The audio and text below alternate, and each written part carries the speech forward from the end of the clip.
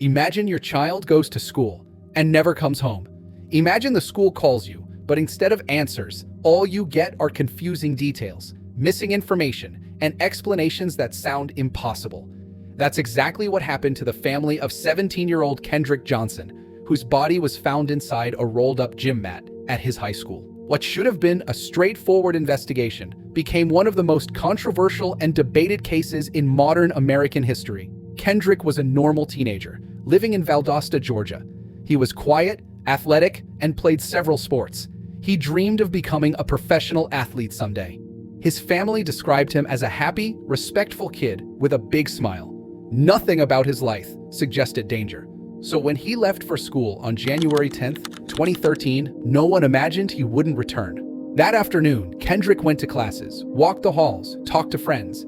Several classmates later said they remembered seeing him heading toward the old gym, where extra equipment and those large upright mats were stored. Students use those mats all the time. Kendrick kept a pair of shared workout shoes in one of them because he didn't want to pay the school's locker fee.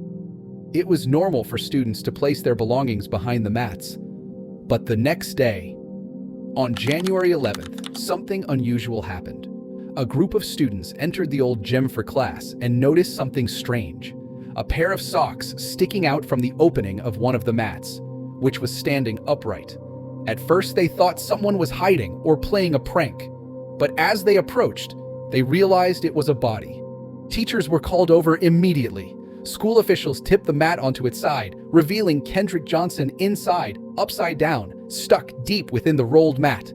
His face was positioned near the bottom, and his arms were close to his body. The scene was disturbing and confusing. No one could understand how this happened. Police arrived and began their investigation. Within hours, they presented a theory. Kendrick accidentally fell inside the mat while trying to reach a pair of shoes at the bottom. They claimed he climbed onto the bleachers, reached toward the opening, slipped in head first, and became trapped. Unable to move or breathe properly, he suffocated. The official ruling was that it was an accident, but from the very beginning, Kendrick's family rejected this explanation. They pointed out that Kendrick's shoulders were wider than the mat's opening. To get inside, he would have had to push his arms above his head and squeeze himself in on purpose.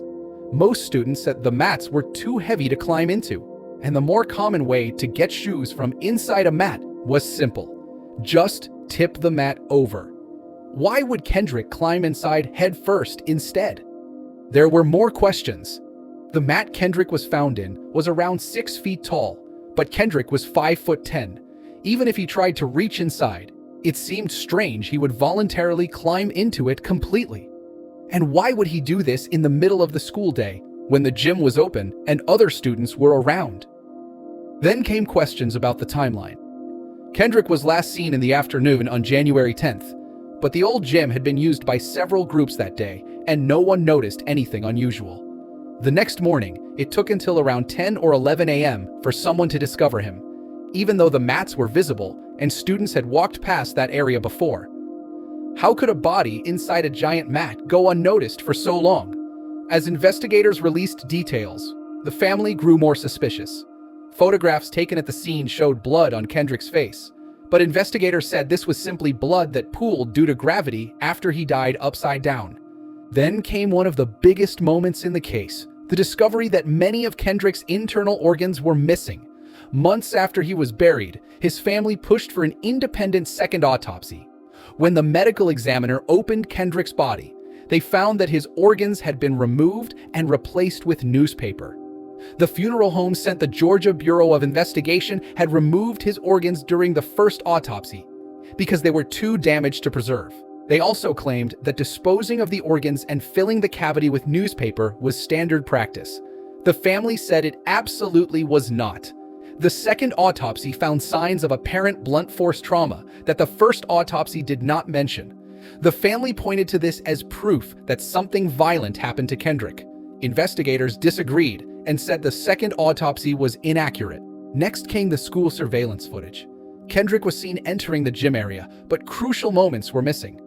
Some cameras were pointed at odd angles, had low frame rates, or didn't capture the exact area where the mat stood. Other footage appeared to have time jumps or incomplete sequences. This fed public suspicion. How could a high school in 2013 have so many gaps in surveillance? Investigators insisted the footage was normal and not tampered with. Critics weren't convinced. Students mentioned that Kendrick had conflicts with a pair of brothers earlier in the year over a sports issue. The family believed this could be important. Investigators interviewed the students, checked their alibis, and eventually cleared them. But people online debated whether the alibis were solid. Another strange detail was blood found on a wall in the gym. Investigators said lab tests confirmed it belonged to a female student unrelated to Kendrick.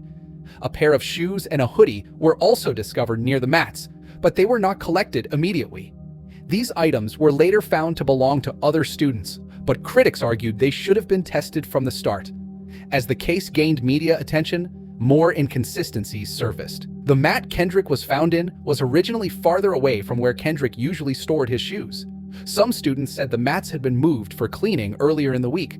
Could Kendrick have fallen in accidentally while the mats were repositioned? Or does the movement suggest something else happened? There were also questions about the school's emergency response. Some witnesses said that despite Kendrick being discovered in the morning, police weren't immediately called. There was confusion and delay in the timeline, though school officials dispute this. Over the years, the Johnson family marched, protested, and pushed for the case to be reopened multiple times. They believed the sheriff's office handled the case poorly, that evidence was ignored, and that the school and other officials were protecting someone. They publicly accused individuals they believed were involved. No charges were filed. Federal investigators eventually reviewed the case.